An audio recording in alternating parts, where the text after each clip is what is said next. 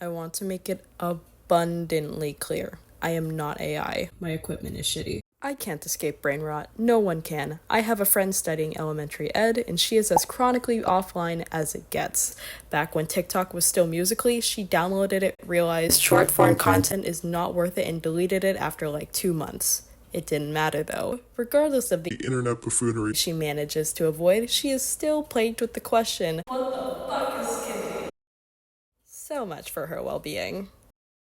It's not like anyone cares about teachers' well-being anyway. Don't act like you do. Especially if you are a guardian of a Gen Alpha student, don't act like you do. The national literacy rate is declining rapidly. Unless you're listening to your child's educators in regards to seeking supplementary education, do not act like you care. It is the guardian's job to support their child's needs. If you're Gen Alpha, you're not safe either. Your fate is subject to your actions and the government's ability to feign concern. Your priority is to continue developing as a well-adjusted adult. I understand that guardians and/or community members, such as educators, do play a vital role in your development. However, the work you put into your own growth and development determines whether or not you make decisions that benefit yourself and your community. Excuse the melodrama.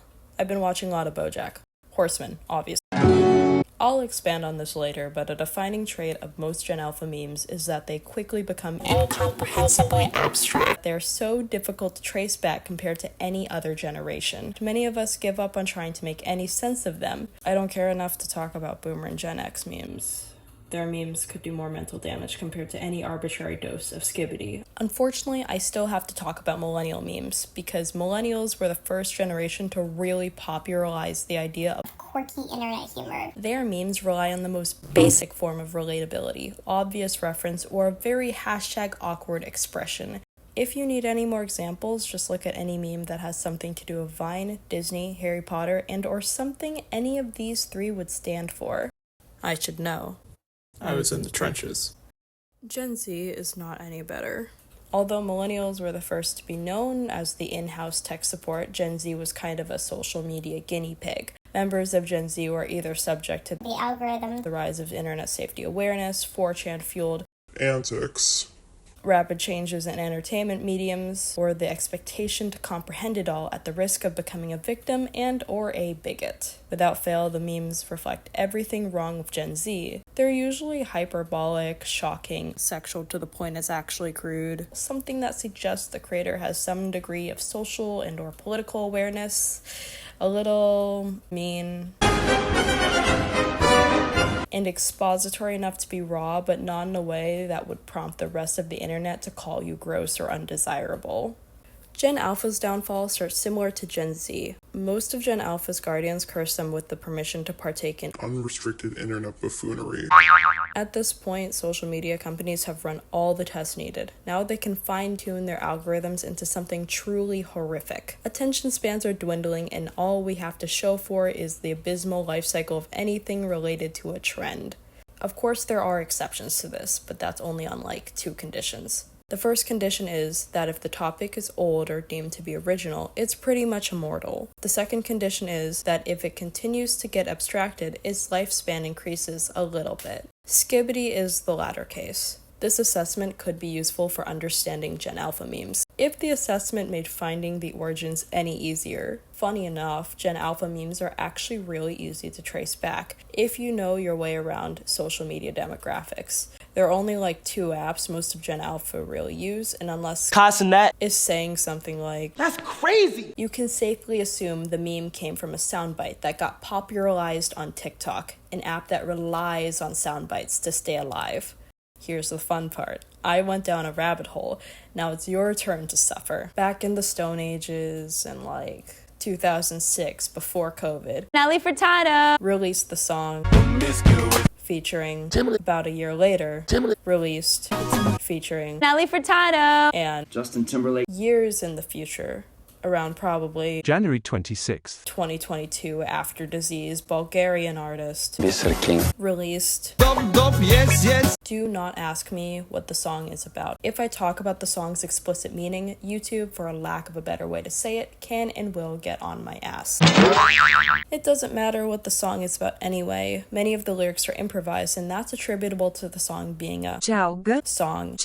Is a musical genre recognized in the States as a form of Bulgarian folk pop. If we're not already confusing it for scat singing. Trust me, I don't mean to single anyone out. I also am guilty of this. I had a whole ramble planned out, and if you would like to watch it, I'll post a short if this video gets at least like 5 views, give or take. The next 30 seconds is not important to the timeline. I just want to ramble. Based on my reading, is a Bulgarian genre, but it's important to note that the genre is also influenced by Albanian, Arabic, Greek, Romani, Romanian, Serbian, Turkish, and Yugoslavian cultures.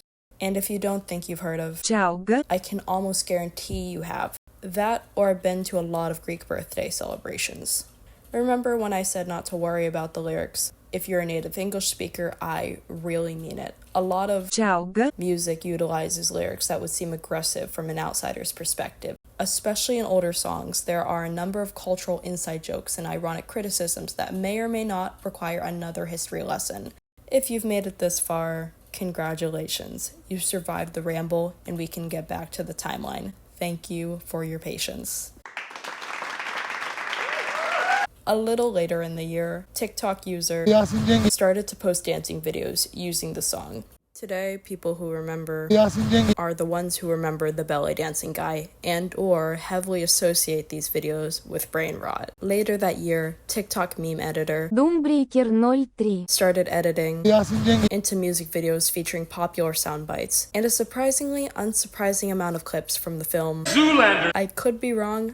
I've never seen this movie, nor do I care enough to watch it anytime soon. I just see hashtag Zoolander at the bottom of a few videos that use another audio associated with these videos. If it's not Zoolander, don't hesitate to yell at me. Speaking of the other audio, remember the 2000s? Great, so did TikTok for at least like half a year. A remix artist made a mashup of and Promiscuous. which before falling victim to Skibidi was already fairly well known on TikTok for being used in vanity-related trends, thirst trap videos, parody thirst traps, and surprisingly, more Zoolander edits. The original was taken down for whatever reason, but sometime before January 7th of the following year, opened the floodgates. My style is ridiculous. The trend has officially made its way onto YouTube, which doesn't sound too bad until you remember the people who actually use YouTube Shorts, who already made short-form videos using models made for the game Gmod or Gary's Mod, decided to get into some hijinks and tomfoolery. What the heck is going on? Started posting videos featuring heads coming out of toilets that in later videos went to war with these beings called radioheads and decided that's how the channel was going to succeed. I wish I could make this shit up. Gen Alpha memes rely on abstraction and oftentimes merging things. It's like the less ironic, pre-brain-rotted younger cousin of the dank MLG gamer edits from like 2016, 2017.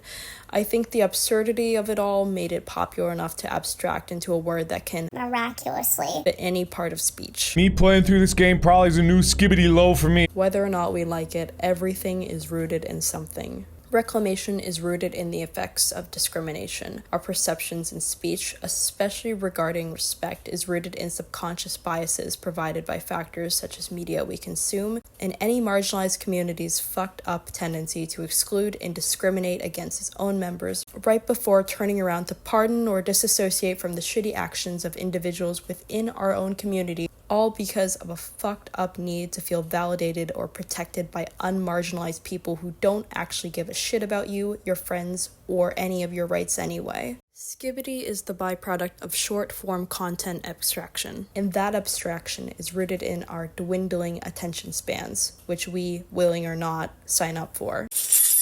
Should we be scared? I hate bullshit answers as much as the next guy, but the answer is not my decision to make.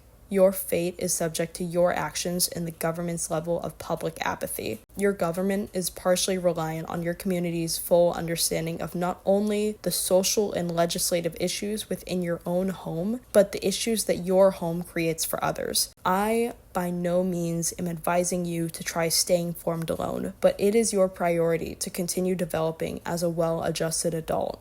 I understand that guardians and or community members, such as educators, do play a vital role in your development. However, your fate is subject to your actions and the government's ability to feign concern. Fuck the algo, say something funny.